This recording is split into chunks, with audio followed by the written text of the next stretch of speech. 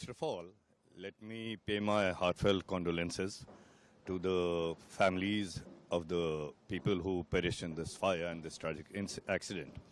It is no doubt a very tragic accident and incident, and we are all very sad about it.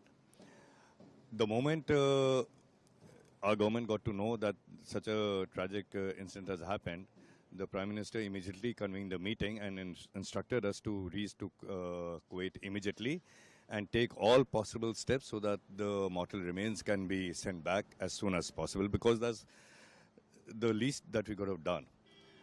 So we reached Kuwait, and the Honorable Prime Minister had already spoken to the authorities there, to the Foreign Minister there, and to the His Highness the Emir there.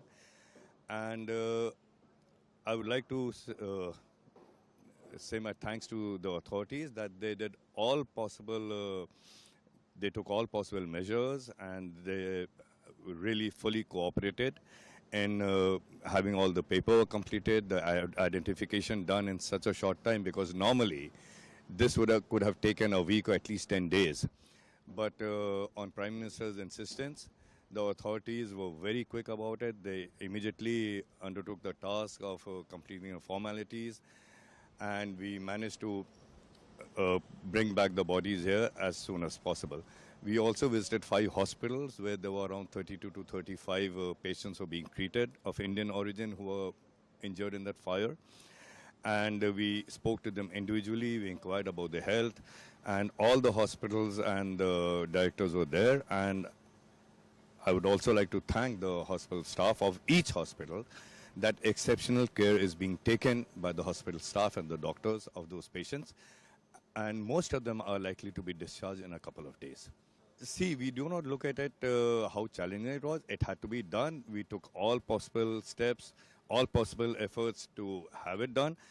And normally, as I said before, this would have taken at least a week, 10 days.